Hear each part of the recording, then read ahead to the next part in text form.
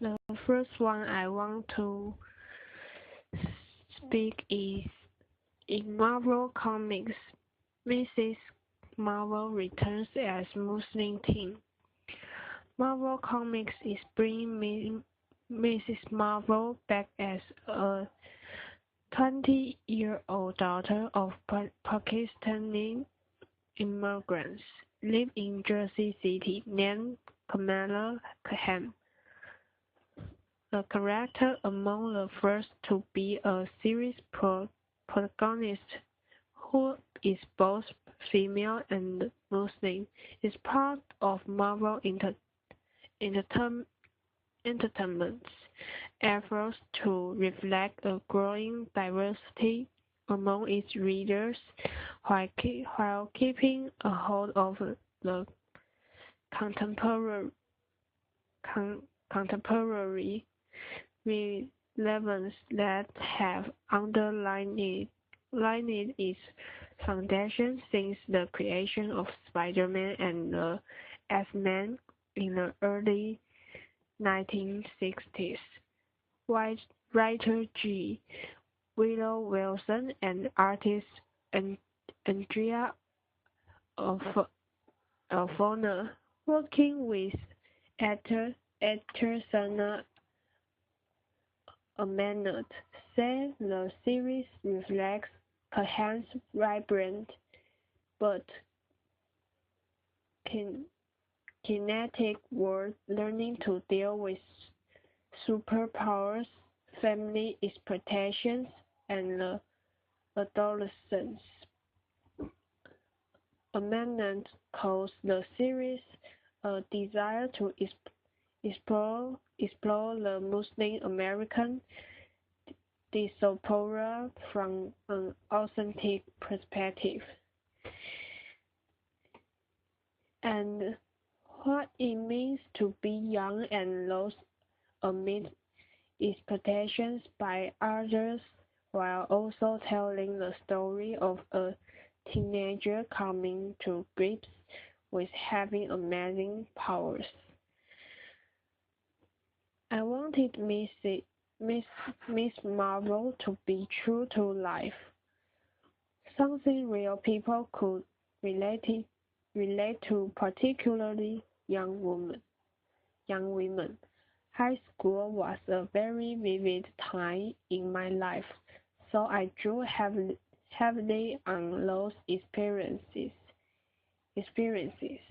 Impending adulthood, dealing with school, emotionally charged friendships, they are such a huge part of being a teenager, said Wilson, a convert to Islam whose previous comics work includes the graphic novel Carol and the series Air from Vertigo. It's for all the geek girls out there and everybody else who's ever looked at life from the fringe. This Miss Marvel can grow and shake her limbs and her body, and Wilson said, ultimately, she will be able to shift into other forms. The idea came after a discussion with senior editor Stephen Wacker, as he and Mnet, a Muslim American, compare story about growing up. From there, it culminated into a character for all those little girls who are growing up now the way you are growing up, she recalled.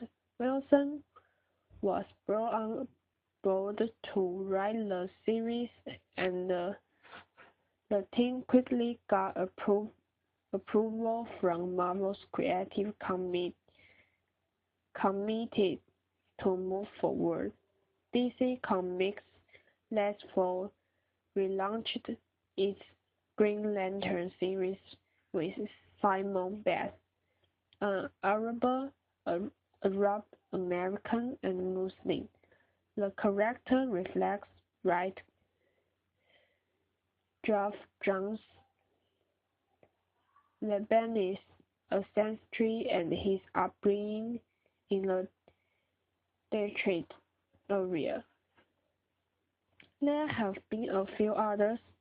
Marvel Comics has Dust, a young Afghan woman whose mutant ability to manipulate sand and dust has been part of the popular X-Men books. DC Comics in later 2010 introduced Night Runner, a young Muslim hero of Algeria descent here in Paris. The creative team said the Lacan's backstory growing up Muslim is an element of the story, but not the critical foundation either. Kamala is not unlike Peter Parker, said Marvel editor-in-chief Estelle Alonso of the teenager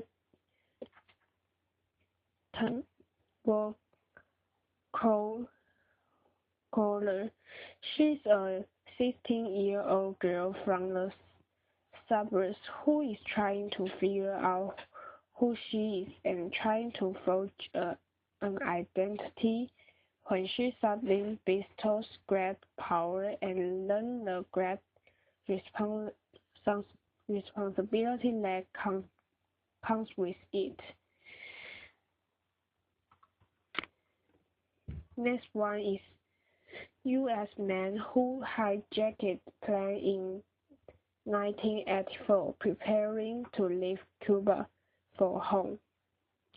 A former U.S. militant who hijacked a plane to Havana almost 30 years ago preparing to leave Cuba for the United States on Wednesday morning, where he faces federal charges, said an acquaintance who has not been identified.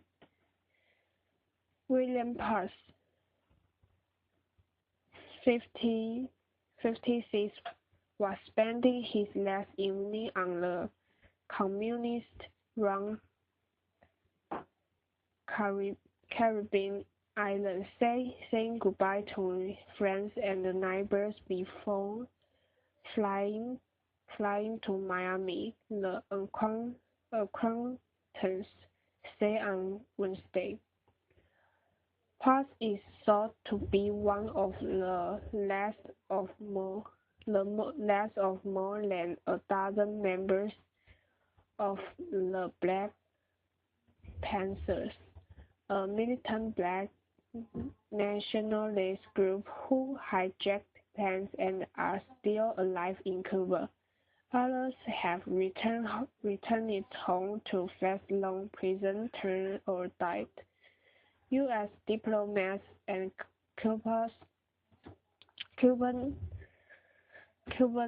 officials had no immediate comment. Also, Park told the Associated Press earlier in the day he would be returning on Wednesday. In 1984, Park concealed a handgun in a case when he boarded an airplane in Newark, New Jersey. Headed for Miami, he hijacked the plane with 56 passengers aboard and forced the pilot to land in Havana, where he thought he would be welcome. Instead, Paz was arrested and convicted of air piracy and served 13 years in a Cuban prison.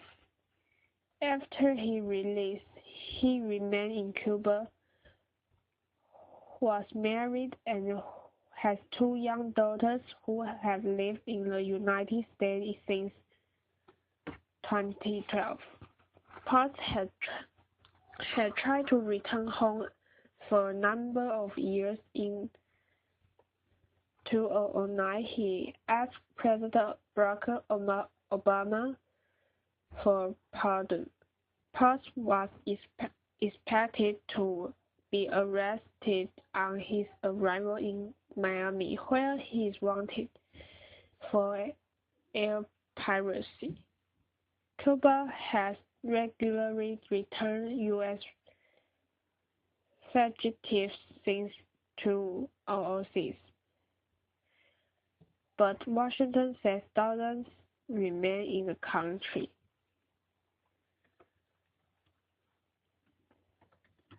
Next one is Spring Group's concern over Ghana whale death mystery.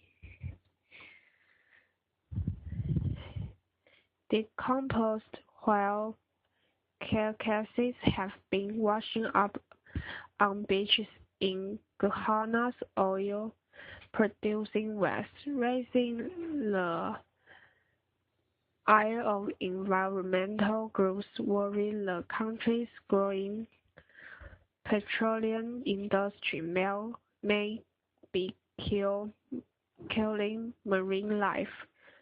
A total of 20 dead whales have been discovered along Ghana's coastline in the last 4 years, including at least 8 since September. What killed the marine mammals remains a mystery, but environmental groups say they are concerned given the proximity of the discoveries to the country's new offshore petroleum industry. The fears are rising as to what is killing the whales, said Kawado,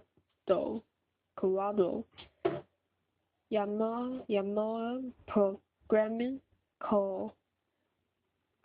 coordinator for Friends of the Nation, an environmental group that tracked the deaths.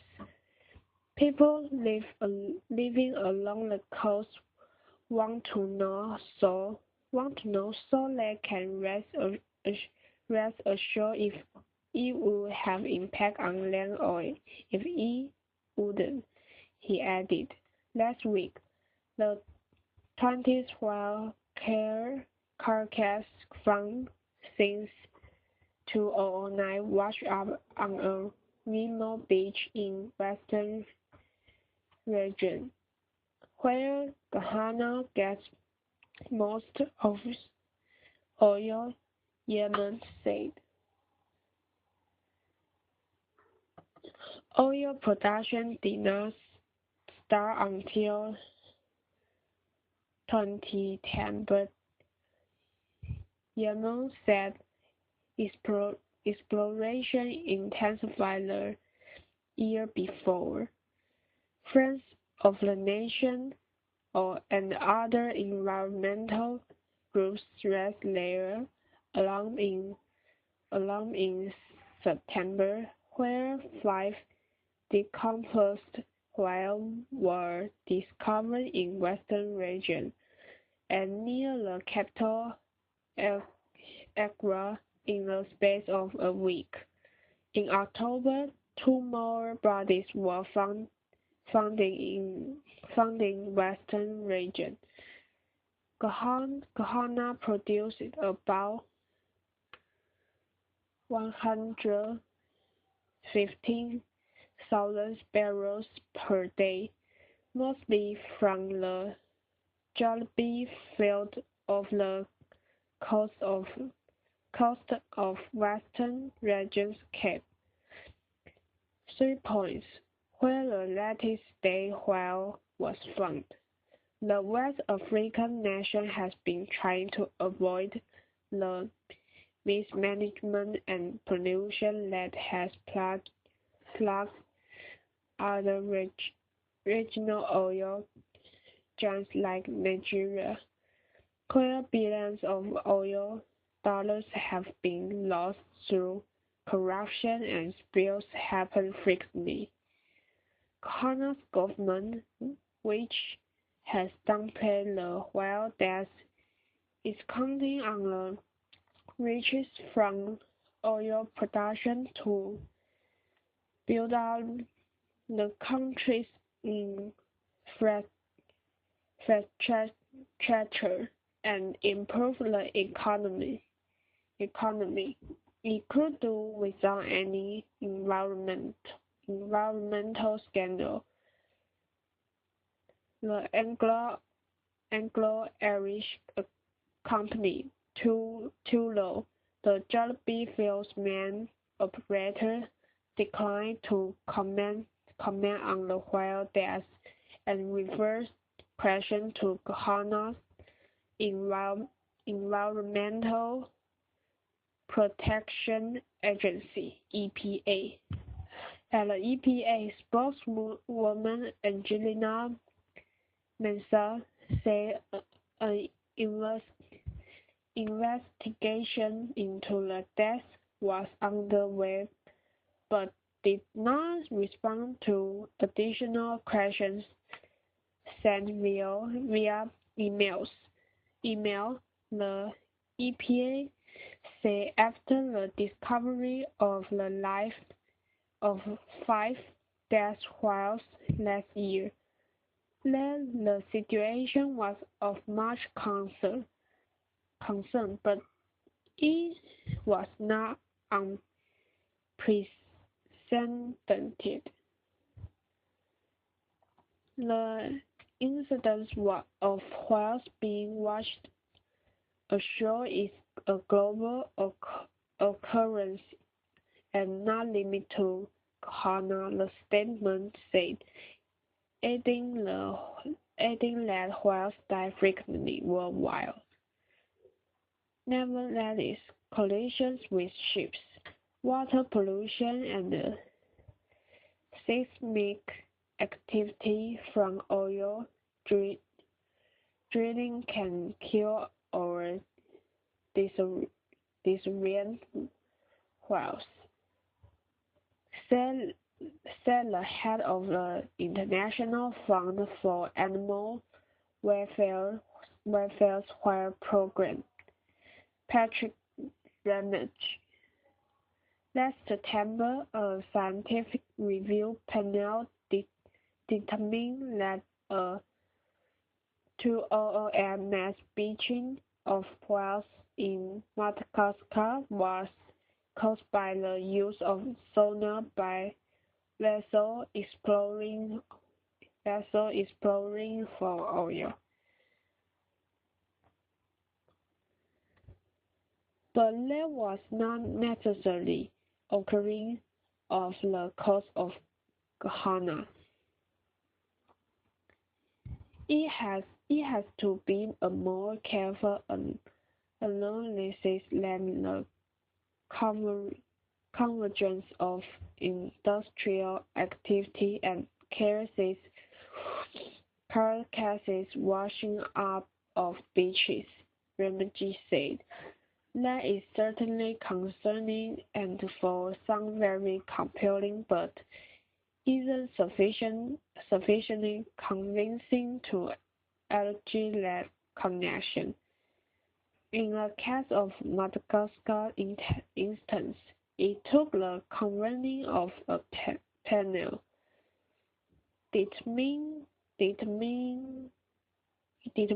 what, if anything, in Ghana waters was responsible for the whale's death may prove difficult, said Peter Zida, a fish health specialist who has examined some of carcasses. Whales are usually badly decayed by the time they wash ashore and in some cases are beheaded by fishermen, according to local tradition. Looking at the rotting carcass, we can determine anything, leaders say. Other experts suggest that the cause could lie elsewhere. Ghana is on a path of migration for whales heading from South Africa to the waters of Britain, and with the current following east, whatever killed the whales could be off the coast of neighboring Ivory Coast or further east. It's definitely unusual, but what may be the cause we can put our finger on, say A.K. Armour, a lecturer at the University of Ghana who studies marine life. Next is oldest woman to run in New York Marathon dies next day. New York City.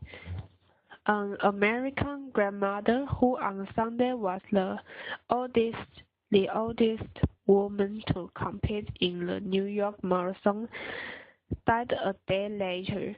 She was 86.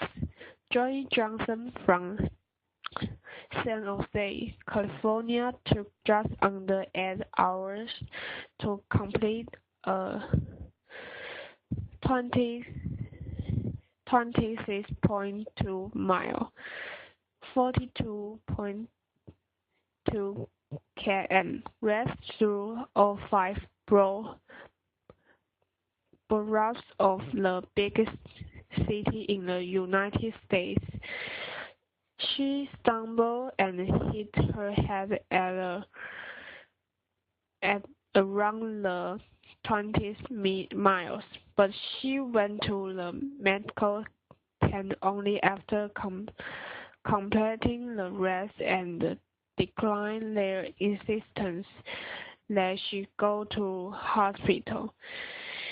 She never really ran to compete. She ran because she loved it. Her youngest daughter, Diana Boyston, told AFP by telephone Tuesday. Johnson, who would have turned 87 on Christmas Day, had been a physical education teacher and coach for many years, but only took up running in retirement. Sunday was the 25 consecutive time she finished the race. Her fastest time in New York was just under 4 hours in 1991. She came first in her age group six times. She was a woman of great faith that was first in her life, fast and family, and then probably running. She really loved to run. She made a lot of friends that were all over the world. Boylston said she really was amazing.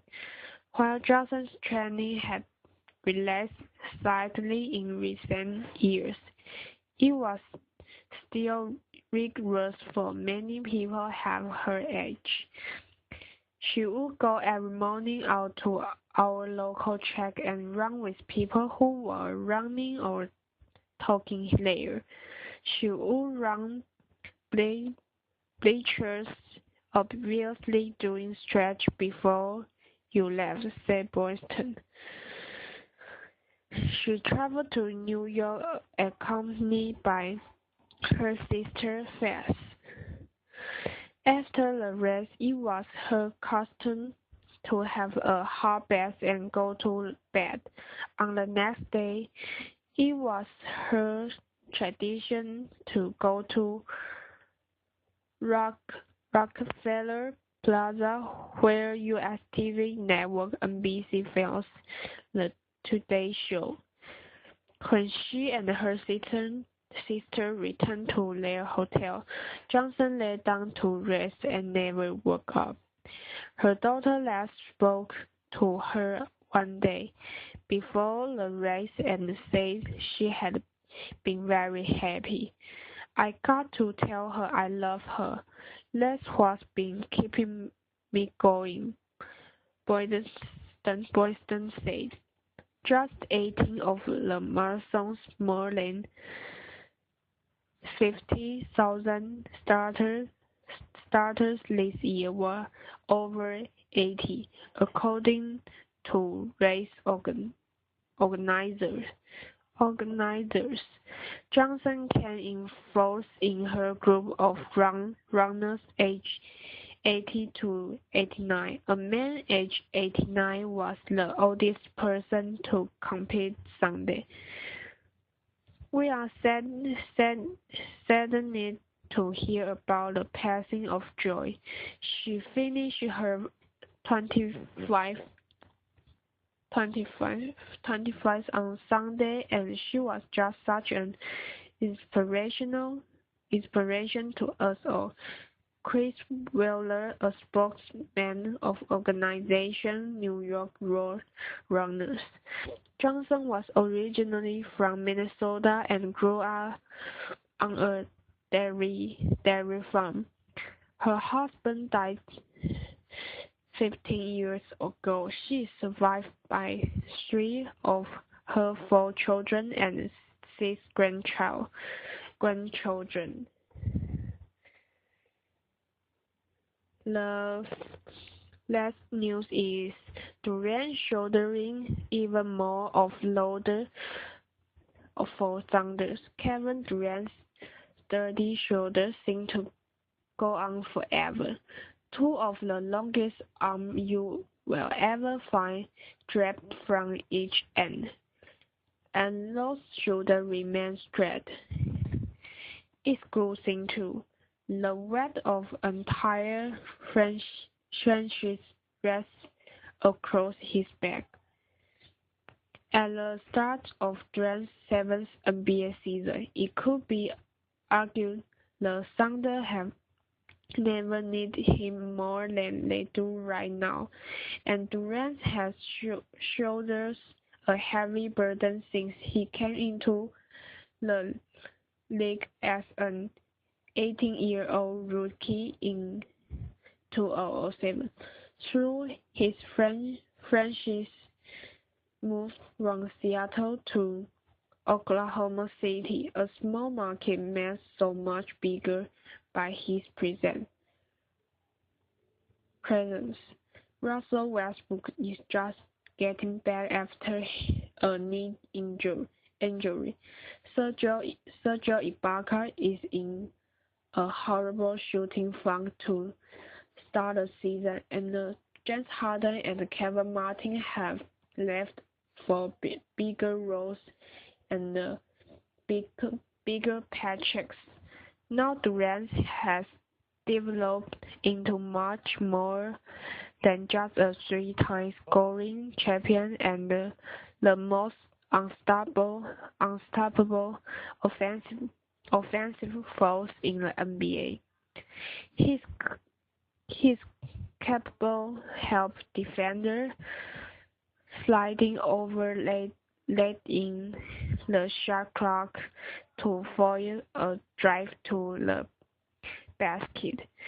He's the source of confidence for a young sporting cast, passing out shots early in the game to try to get them going, and he's the leader in the locker room, as grizzled a veteran as a 25-year-old can be. I still look at myself as a young guy, just trying to find my way and learn as much as I can. In such a quick time in this league, Durant said before a recent game in Minnesota, but I've got to kind of reel myself in and say, these guys are watching me. I've got to set a great example for them. I've got to let them play sometimes and let them make mistakes and learn from them, but also talk up when I have to. I'm just trying to find a balance between the two. It's the next stage of development for one of the league's brightest stars, led by Durant. The Thunder were set up to the next dominant team in the West for years to come after reaching the NBA Finals 2 years ago. But GM Sam Presti had to make some difficult decisions, having already allocated most of the salary cap on hefty extensions for Durant, Westbrook, and Ibaka. So Presti traded Harden to the Houston Rockets before the last season, then had to let Martin go off after Minnesota offering the 30-year-old shooting guard a 4-year, $28 million deal. The departure has seen the OKC bench leaving coach Scott Brooks with unproven youngsters like Reggie Jackson, Jermaine Lamb, and Perry Jones serve to fill the pivotal roles. So Durant has been working on getting those young guys involved and helping gain confidence while also making sure the Thunder win as often as possible in hyper-competitive Western Conference. He scored 42 points in the opener to help they edge the Utah Jazz, but then was limited to 13 points in a blowout loss to the Timberwolves. He only took 3 shots in the first quarter against the Wolves, and the Thunder trailed by 15 going into the second. I keep trusting my teammates first and foremost, Durant said, but sometimes when the shots not falling and they are not hitting them, maybe I need to be a little more aggressive against the double team. I've just got to figure it out, whether I just keep trusting in them and it's going start to flow as the game goes on, or when I have to shoot over some of those double teams. I just have to figure it out. Westbrook made a surprise return on Sunday to give Durant some more star power, and the Thunder have won 2 of their first 3 games, heading into Wednesday night's game against Dallas. If anyone can figure it out, it's Durant's responsibility is nothing new to him. On or off the court, widely considered the second best player in the league behind LeBron James, Durant has been dealing with being pulled in multiple directions for years now.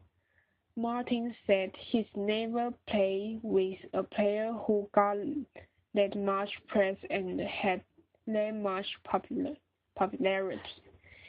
He's a guy that knows his alpha dog, but he can also sit back and enjoy the ride. Martin said. The small market thing is kind of funny because there's nothing small market about him once he leaves OKC and gets all the recognition from everybody in the world. For the first time in a long time, Durant and the Thunder may be flying under the radar. The Rockets, Heat, Lakers, and Clippers have dominated the early season headlines, allowing Durant to establish a culture of focus with the younger players in Oklahoma City. I put my focus on one thing and trying to solely focus on that, he said. Then when I switch over to the next thing, just keep my focus there as well. I know that all the stuff comes with it. I just try to turn that switch on when I have to, as far as obligations of the course. Once I am on the court, that's the easy part.